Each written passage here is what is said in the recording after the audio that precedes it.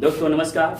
आपके अपने YouTube channel Mukesh maths अड्डा में आप सभी का हार्दिक हार्दिक स्वागत है, अभिनंदन है। दोस्तों आशा करता हूं कि आप सभी ठीक होंगे। तो आज हम आप लोगों के सामने लेकर के आए हैं बट्टा डिस्काउंट का पार्ट 2। इससे पहले कि हम लोग बट्टा सीखें, मैं YouTube बनाने वाले को कोटि कोटि धन्यवाद देता हूं जिन्होंने हम सबों को एक साथ एक प्लेटफॉर्म पे जुड़े रहने का मौका दिया। तो चलिए दोस्तों, बिना समय गंवाए हुए हम लोग जो है बट्टा सीखने का प्रयास करें। देखिए दोस्तों, प्रश्न है एक साड़ी पर 35% तथा 10% के दो क्रमिक बट्टे है। मतलब 10% और 35% का दो क्रमिक बट्टा है। पहले है 35% लिखा, फिर है 10%। दो क्रमिक बट्टे हैं। यदि किसी आदमी ने उसके लिए 1170 रुपए दिए हो तो बट्टे से पूर्व साड़ी का मूल्य क्या था? बट्टों से पूर्व मतलब क्या? अंकित मूल्य। हमेशा दोस्तों याद रखिएगा कि बट्टा अंकित मूल्य पर ही दिया जाता है, क्रय मूल्य पे नहीं। अगर हम किसी चीज को खरीद के लाएं, किसी वस्तु को हम खरीद के लाएं, अगर मान लिया जाए 500 में हम खुद खरीद के लाएं, तो क्या उस पर आप छूट दीजिएगा किसी को? क्या नहीं ना। तो अंकित मूल्य, जो मूल्य किसी वस्तु पर छपा हुआ मूल्य होता है वही अंकित मूल्य कहलाता है दोस्तों। हमेशा उस पर छूट दिया जाता है। तो पूछ रहा है बट्टों से पूर्व साड़ी का मूल्य क्या था। देखिए दोस्तों, ये जो बट्टा जो है, जैसे आप लाभ हानि पढ़े हैं उसी पर आधारित होता है, लाभ हानि पर ही आधारित है। अब देखिए, थोड़ा सा अगर माइंड अप्लाई करें तो आपको पता चलेगा कि वास्तव में यह लाभ हानि पर ही आधारित है। जैसे कि हम आपको बताए थे कि अगर क्रय मूल्य दिया हो अब विक्रय मूल्य पूछे तो सीधा होता है, क्योंकि हम किसी वस्तु को खरीदेंगे तभी तो बेचेंगे, या उत्पादन करेंगे तो बेचेंगे। यही ना मेरा अधिकार है कि पहले बेच देंगे? नहीं ना। अगर पहले विक्रय मूल्य दे रखा हो और क्रय मूल्य पूछे तो उल्टा। समझ गए दोस्तों? मतलब यह है क्रय मूल्य दे रखा हो, विक्रय मूल्य पूछे तो सीधा, ठीक है। और विक्रय मूल्य दे रखा हो और क्रय मूल्य पूछे तो उल्टा।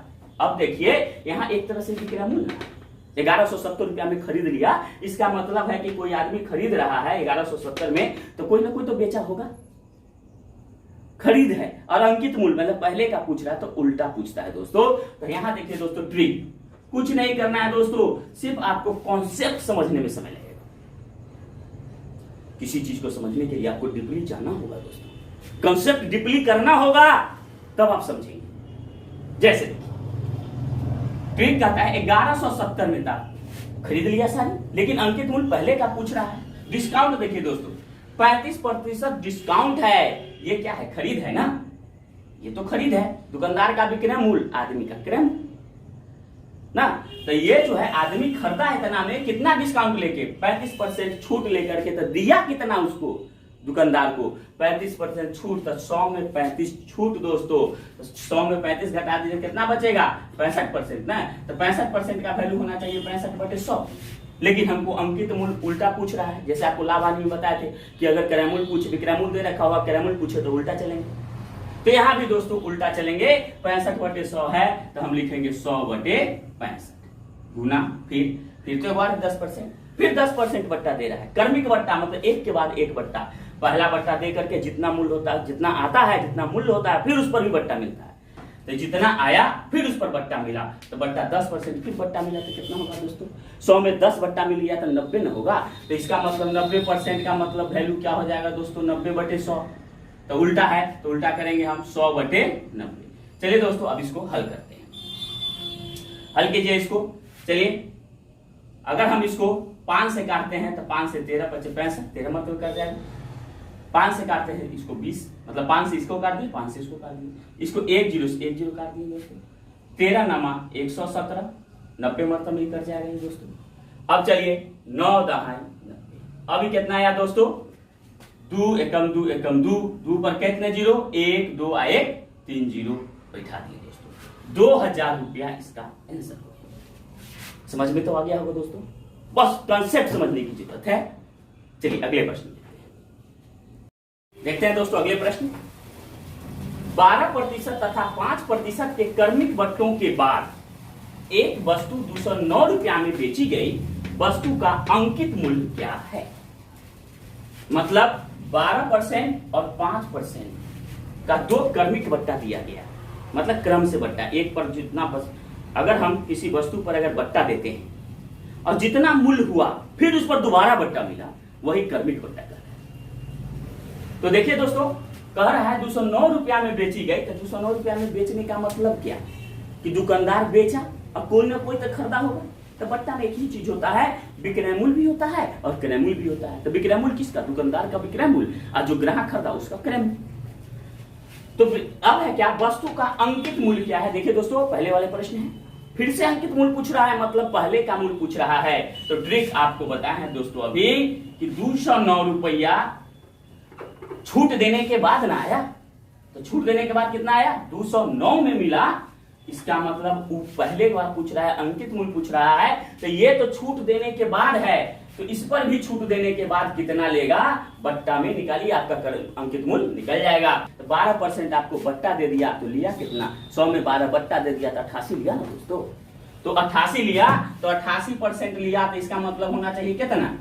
कितना होना चाहिए? 88/100। लेकिन हम गुना करेंगे 100/88 से, उल्टा गुना करेंगे। क्यों? क्योंकि अंकित मूल्य पूछता है। बार बार बोलते हैं, समझने का प्रयास कीजिए। गुने, फिर है 5% बट्टा दिया, तो 100 में 5 बट्टा दिया तो 95%, मतलब 95/100 होना चाहिए। तो यहाँ क्या लिखाएगा दोस्तों? 100/95। अगर दोस्तों आप कंसेप्ट समझ जाएगा ना, तो बहुत आसान है और 5-7 सेकेंड में आप कर सकते। काटिए इसको दोस्तों। अगर 5 से काटते हैं तो 20 बनता है, 20/100, 5 से 19 बनता है।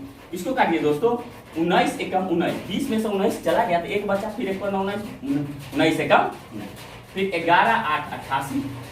अब दोस्तों इसको काटिए, 4 से अगर काटते हैं तो 4 दूनी 8, 4 से इसको काटते हैं तो 25 मिनट, और 2 से इसको काट दीजिए दोस्तों 10 मिनट। अब कितना हो गया दोस्तों? 25 में 10 से गुना कर देंगे, 250 रुपया उसका अंक। समझ में आ गया है दोस्तों? चलिए अब अगले प्रश्न। अगला प्रश्न है दोस्तों, एक दुकानदार किसी वस्तु के अंकित मूल्य पर 20% तथा 10% के क्रमिक बट्टे देता है। यदि उसे किसी वस्तु को बेचने पर 108 रुपए मिले तो उसका अंकित मूल्य क्या है? एकदम सेम क्वेश्चन आपको प्रैक्टिस के लिए भी है। जरा सोचिए दोस्तों कि 20% और 10% का क्रमिक बट्टा देता है तो अब 108 में मिलता है। जैसे अभी बताए इस क्वेश्चन को, इसके पहले वाले क्वेश्चन को जैसे बताए हैं, वैसे ही अभी हम इस क्वेश्चन को बताएंगे। इसको देखिए, वही बात है दोस्तों, ज्यादा कुछ समझने की बात नहीं है। तो ये हो गया कितना दोस्तों? 108 गुने रुपया वाला, यहां लिखा था गुना का चिन्ह देंगे। 20% बट्टा देने के बाद है, तो 20% बट्टा देने के बाद कितना आप दे रहे हैं? जो 108 में ले रहे हैं, 20% और 10% क्रमिक बट्टे ले रहे हैं ना, तब आपको 108 रुपया पड़ रहा है किसी वस्तु का। तो 20% बट्टा छूट देने के बाद है, इसलिए 20% जो है उस छूट में 20% जो घटाने के बाद जो आएगा उसको यहां गुना करेंगे। क्यों? क्योंकि घटने के बाद ही 108 है। यह कंसेप्ट है दोस्तों, ये समझिए। तो 20% छूट हुआ तो 100 में 20 छूट तो 80 न हुआ। तो 80% का मतलब क्या है कि 80% का मतलब है 80/100। लेकिन आपसे पूछ रहा है अंकित मूल्य, इसलिए हो जाएगा 100/80। फिर गुना का चिन्ह दीजिए। फिर 10% है क्या? छूट। तो 100 में 10 छूट तो कितना होगा दोस्तों? 90 ना। तो 90/100 होना चाहिए, तो हो जाएगा 100/90। चलिए इसको काटिए दोस्तों।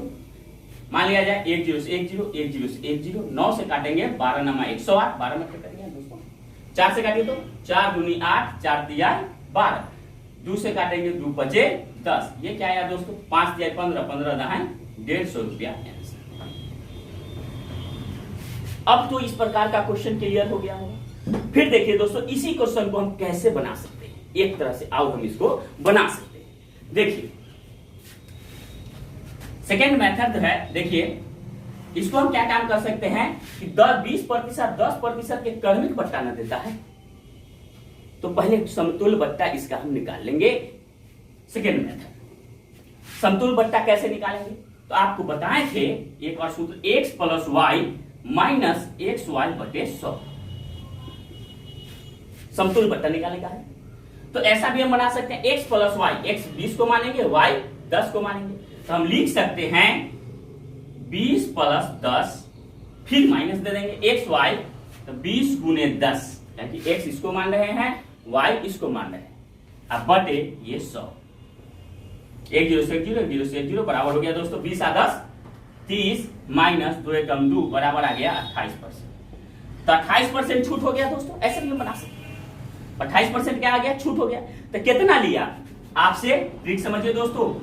तो 108 तो है ही, तो 108 गुने 28% छूट दे करके कितना लिया, कितना लिया जो 108 में दिया था, 28% घटा दीजिए। 100 में आप 28 घटाएंगे दोस्तों तो कितना बचेगा, 10 में से 8 गया 2, फिर यहाँ 9 में से 2 गया कितना 7। अब देखिए दोस्तों 72% लिया, तो 72% का वैल्यू कितना होना चाहिए, 72 बटे 100। लेकिन 72 बटे 100 न लिख करके हम क्या लिखेंगे दोस्तों, 100 बटे 72। क्यों, क्योंकि उल्टा पूछ रहा है, अंकित मूल्य पूछ रहा है। अब चलिए इसको काटिए दोस्तों, 12 से काटेंगे।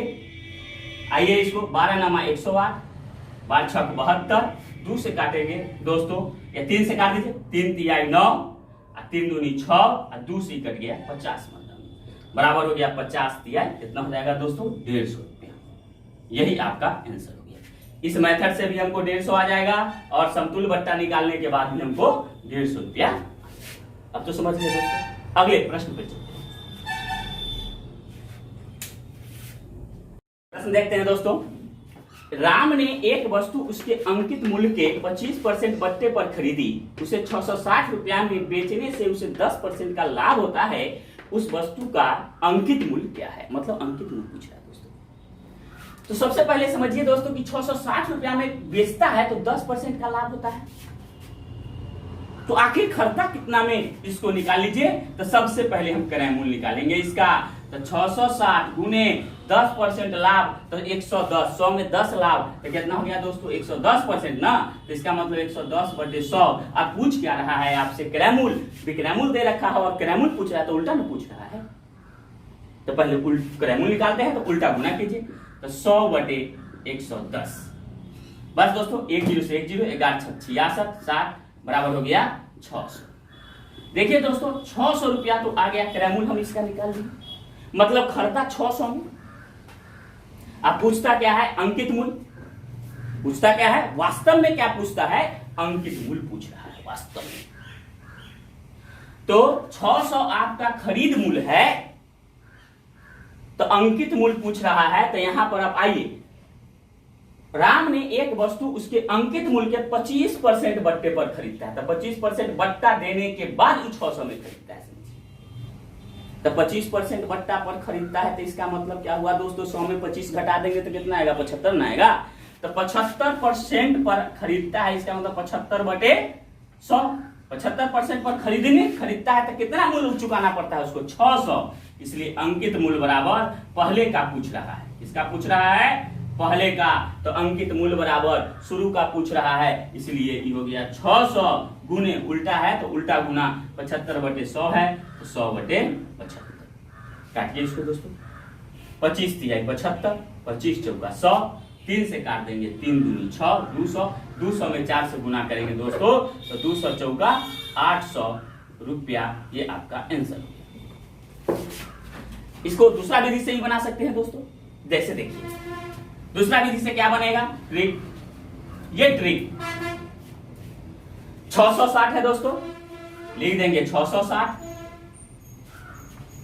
अंकित मूल्य पूछ रहा है ना, तो अंकित मूल्य पूछ रहा है, इसका मतलब क्या कि पहले का पूछ रहा है।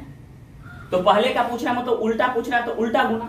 तो 10% लाभ है, तो 100 में 10 लाभ, तो 110 बटे 100, तो उल्टा होगा तो क्या हो जाएगा दोस्तों, 100 बटे 110। गुने फिर कितना है, 25% बट्टा है, बट्टा मतलब छूट, तो 100 में 25 छूट, तो 75%। तो 75 बटे 100 न होकर के क्या हो जाएगा, 100 बटे 75, 100 बटे 75। चलिए इसको हल कर दीजिए। 1 0 से 1 0, 11 6 66, एगो 0 यहाँ हो गया। 25 से काटे दोस्तों, 25 तिहाई 75, 25 चौका 100, 3 से काटेंगे इसको दोस्तों, 3 दूनी 6, 20 मतलब बराबर 4 दूनी 8, यहाँ पर एगो 0 यहाँ, एगो 0 यहाँ, 2 गो 0। ये आपका आंसर है। ये दोस्तों यहां से यहां जो था, ये आपको हॉट ट्रिक्स। देखिए आप इस पर भी बना सकते हैं, इस पर भी बना सकते हैं। दोस्तों एक बात समझिए, समय लगे तो लगे, लेकिन हम कुछ सीखें। परीक्षा में क्वेश्चन छूट के नहीं है। एक चीज होता है दोस्तों, समझने का प्रयास करें, ट्रिक वही आसान है जो आपको बिल्कुल समझ में आ जाए। अगर मान लिया जाए कोई गुना आप करते हैं, किसी ट्रिक से करते हैं तो आपको 1 मिनट का समय लगता है, और प्रोसेस से करते हैं तो आपको 50 सेकेंड 40 सेकेंड में आप कर लेते हैं उसको गुना। तो आपको कौन आसान लगा? जिससे आप कम समय में हल कर ले। ये कोई जरूरी नहीं है कि आप ट्रिक से ही हल करें, हो सकता है ट्रिक आपके दिमाग से उतर जाए।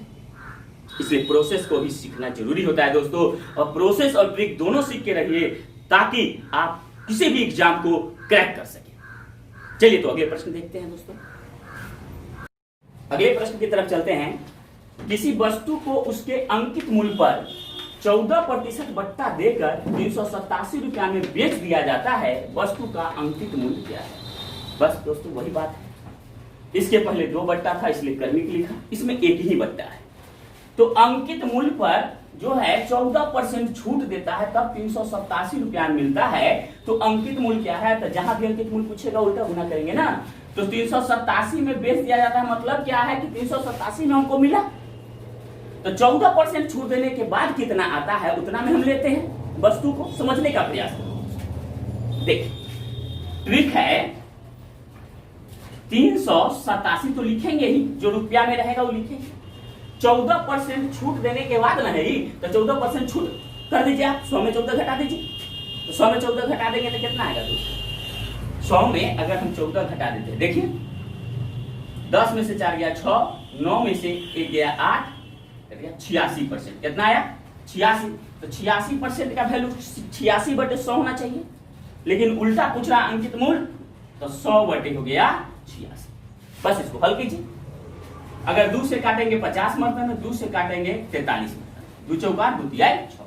अब देखिए दोस्तों 43 387 में 43 से भाग दीजिए, अर्थात 43 नमा लगाई तो दोस्तों 9 तिया 27, 2 9 चौक 36 और 2 38। देखिए दोस्तों 9 मरतबे 387 आ जाता है, तो 9 मरतबे में ही कट गया, 9 बार में कट गया। तो कितना आया ये दोस्तों?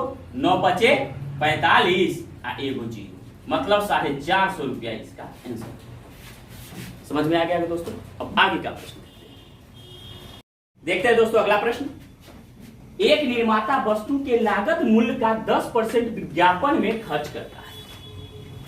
यदि 20% छूट के बाद भी 20% का लाभ कमाना चाहता है, तो उसे लागत मूल्य का कितना प्रतिशत अधिक मूल्य अंकित करना चाहिए? देखिए दोस्तों इस क्वेश्चन को थोड़ा सिस्टम से समझने का प्रयास करें, सिस्टम से समझें। तो एक निर्माता वस्तु के लागत मूल्य का 10% विज्ञापन में खर्च करता है। मान लिया जाए लागत मूल्य, थोड़ा देर के लिए मानते हैं लागत मूल्य 100 रुपया माना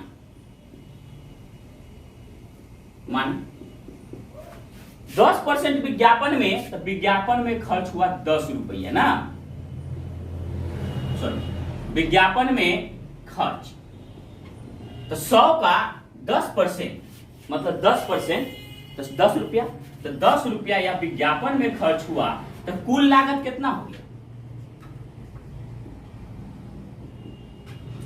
100 रुपया लागत है, उस पर 10 रुपया विज्ञापन में खर्च हुआ, तो उसका कुल लागत जो हुआ, उसका जो पूंजी हुआ वह हो गया 100 ई 10 ई बराबर 110 रुपये।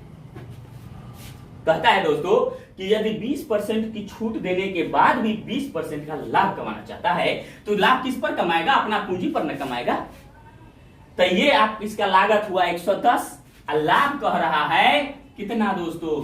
20% लाभ, तो 120% ना। तो अब बताइए तो बेचेगा कितना में दोस्तों? विक्रय मूल्य क्या हो जाएगा इसका? कितना बेचेगा 20% लाभ कमा करके? तो ये 110 गुने, अब ये सिस्टम सही है, इसका लागत है और एक 20% लाभ, मतलब 120% का लाभ कमाना चाहता है, और विक्रय मूल्य पूछ रहा है, तो इसका मतलब ये सिस्टम सही दे रखा है, सीधा दे रखा है। तो 120% का मतलब दोस्तों 120/100, तो यहाँ लिख देंगे 120/100। काट दीजिए दोस्तों, 1 0 से 1 0, 1 0 से 1 0 बराबर 11 में 12 से गुना कर दीजिए, मतलब 132 होगा, 132 रुपया।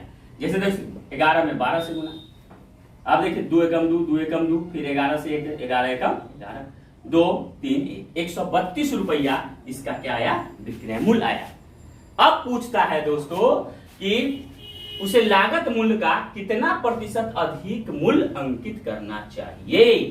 अब देखिए यहाँ पे दोस्तों 20% का छूट है ना, ये क्या है, 20% छूट देने के बाद वो 132 रुपया में बेचेगा। तो 20% छूट देने के बाद ही 132 रुपया में बेचेगा। तो 20% छूट का मतलब क्या, 100 में 20 छूट तो 80, तो 80% लेके ही 132 में बेचेगा। तो अंकित मूल्य पूछता है तो क्या उल्टा गुना करना होगा ना, तो यहां पर लिखेंगे अंकित मूल्य बराबर अंकित मूल्य, पहले अंकित मूल्य निकालिए, तो अंकित मूल्य निकालेंगे तो 132 गुने, अब है 100 में 20 छूट तो 80 ले रहा है, तो 80% कहने का मतलब क्या हुआ दोस्तों, 80/100। तो उल्टा कर दीजिए, उल्टा पूछ रहा है उल्टा, तो यहाँ 100/ कितना हो गया दोस्तों 80। काटिए इसको दोस्तों, 1 0 से 1 0, 2 5 10, 2 चौका 8। अब इसको काटिए 4 से, 4 तिहाई 12, 1 बचेगा, फिर 4 तिहाई 12, 33 आया। 33 में 5 से गुना कर दीजिए दोस्तों, 33 में जब 5 से गुना करेंगे तो 5 तिहाई 15, 1 5 तिहाई 15 1 16, कितना आया दोस्तों 165 रुपया। अब पूछ रहा है क्वेश्चन कि कितना प्रतिशत अधिक मूल्य अंकित करना होगा। तो अब बताइए दोस्तों, उसका घटा देंगे, 62 आया बराबर 65% अधिक मूल्य अंकित करना पड़ेगा। समझ में आ गया होगा दोस्तों। चलिए तो आज का क्लास इतना ही, फिर मिलते हैं अगले वीडियो में। इसलिए कहा गया है speed plus accuracy equal to success success success.